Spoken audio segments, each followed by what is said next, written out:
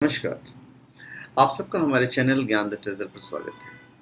इस वीडियो में हम आपको बताने जा रहे हैं कि योग का प्रारंभ कहाँ से हुआ था और भगवान शिव का योग से क्या लेना देना है, किस तरह से रिलेटेड है। देखिए, शिव कहते हैं मनुष्य पशु है और इस पशुता को समझना ही योग और तंत्र का प्रारंभ है।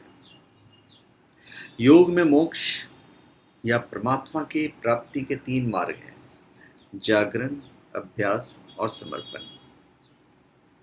तंत्र योग है समर्पण का मार्ग। जब शिव ने जाना कि उस परम तत्व या सत्य को जानने का मार्ग है, तो उन्होंने अपनी अर्धांगिनी पार्वती को मोक्ष हेतु वह मार्ग बताया था। और इवन भगवान श्री राम को उन्होंने योग का दिव्य उपदेश प्रदान किया है। तो इन्होंने आराधना की थी, भगवान श्री राम ने भगवान शिव की योग के लिए।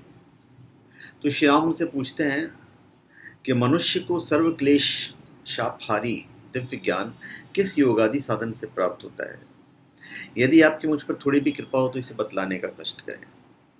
तो इस पर भगवान शंकर कहते हैं कि सामान्य स्त्री पुत्र आदि की तो बात ही क्या, दिव्य स्वर्ग से लेकर ब्रह्मलोक तक के अलौकिक भोगों से भी अत्यंत घृणा का भाव रखकर विरक्त हो साधक को योग वेदांत का आश्रय लेकर सर्वोपरि कैवल्य मार्ग की ओर श्रद्धापूर्वक प्रवृत्त होना चाहिए तथा उसके लिए ब्रह्म ज्ञान में निपुण ब्रह्मनिष्ठ महायोगेश्वर गुरु का आश्रय ग्रहण करना चाहिए। अब माता पार्वती को उन्होंने क्या बताया? शिव द्वारा माँ पार्वती को जो ज्ञान दिया गया वो बहुत ही गूढ़ गंभीर और रहस्य से भरा ज्ञान था। उस ज्ञान को आज अनेक शाखाएं हो चुकी हैं। वह ज्ञान योग और तंत्र योग के मूल सूत्रों में शामिल है। विज्ञान भैरव तंत्र एक ऐसा ग्रंथ है जिसमें भगवान शिव द्वारा पार्वती को बताए गए 112 ध्यान सूत्रों का संकलन है। योग शास्त्र के प्रवर्तक भगवान शिव के विज्ञान भैरव तंत्र और शिव संहिता में उनकी संपूर्ण शिक्षा और दीक्षा समाई हुई है। तो तंत्र के अनेक ग्रंथों में उनकी शिक्षा का विस्तार हुआ है। भगवान शिव के योग को तंत्र या वाम योग कहते हैं और इसी की एक शाखा है हठ योग।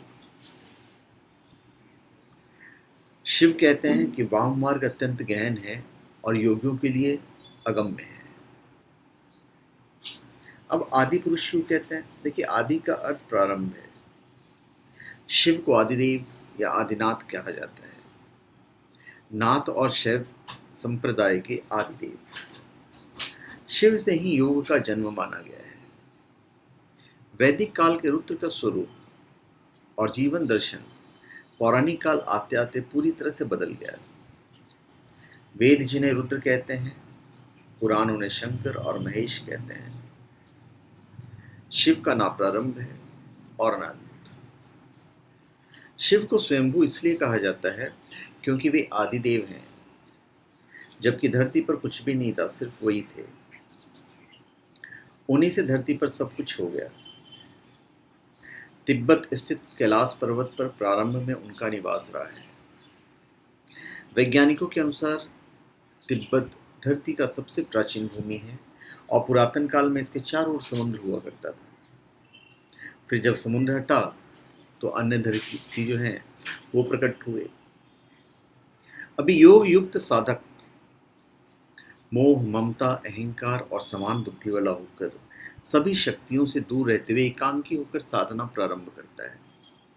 फिर साधक शम, दम, उपरति, तितिक्षा, श्रद्धा और समाधान इन 6 संपत्तियों से युक्त होकर निरंतर एकमात्र आत्मा परमात्मा के अवलोकन का ही प्रयत्न करता है और अपनी आत्मा के द्वारा परमात्मा के अवलोकन का अभ्यास करता रहे। योगाभ्यास और ज्ञान बल के द्वारा मोह, अहंकार, आसक्ति और जन समूह का परित्याग कर अंत में ध्यान के द्वारा समस्त प्राणियों में अपने को और समस्त प्राणियों को अपने में देखने वाला जो सभी कार्यों को करता है, वो शीघ्र ही जीवन मुक्ति तत्पश्चात विदेह मुक्ति और मोक्ष का भी लाभ कर लेता है। फिर शैव परंपरा है। ऋग्वेद में वृषभदेव का वर्णन मिलता है, जो जैनियों के प्रथम तीर्थंकर ऋषभनाथ हैं। उन्हें ही वातरश्न मुनि कहा गया है। वे उनका जीवन अवधूत जैसा बताते हैं। योग युक्त व्यक्ति ही अवधूत हो सकता है। माना जाता है शिव के बाद मूलतः उन्हीं में से एक ऐसी परंपरा की शुरुआत हुई जो आगे चलकर शैव, सिद्ध, नाथ, दिगंबर और सूफी संप्रदाय में विभक्त हो गई। इस्लाम के प्रभाव में आकर सूफियों से कमंडल और धूना छूट गया, ऐसा कहा जाता है। लेकिन चिमटा और कप्पर आज भी लोग इस्तेमाल करते ही हैं। तो एनीवेज, शिव और नाथ संप्रदाय की बहुत परंपरा रही है। जैन और नाथ संप्रदाय में जिन 9 नाथ की चर्चा की गई है वो सभी योगी ही थे और शिव के प्रति ही थे। अभी परमात्मा को जान लेने पर यह संसार तिरोहित हो जाता है और भगवान का ही स्वरूप सामने दिखता है, जिससे योगी सर्वथा निर्भय हो जाता है। तो भगवान शिव भगवान का साक्षात्कार हो जाता है। तब भ्रांति से उत्पन्न असत्य संसार के किसी पदार्थ के प्रति उसकी कामना नहीं रहती और उसका मन, बुद्धि आदि सभी इंद्रियां वश में हो जाती है। अब हम शिव के दर्शन की बात करते हैं। अब शिव के जीवन और दर्शन को जो लोग यथार्थ दृष्टि से देखते हैं वो सही बुद्धि वाले और यथार्थ को पकड़ने वाले शिव भक्त होते हैं, क्योंकि शिव का दर्शन कहता है कि यथार्थ में जियो, वर्तमान में जियो और अपनी चित्त वृत्तियों से लड़ो मत। उन्हें अजनबी बनकर देखो और कल्पना का भी यथार्थ के लिए उपयोग करो। आइंस्टाइन से पूर्व शिव ने ही कहा था कि कल्पना ज्ञान से ज्यादा महत्वपूर्ण है। तो शिव का शिव योग क्या है? इसे तंत्र योग या वाम योग भी कहते हैं।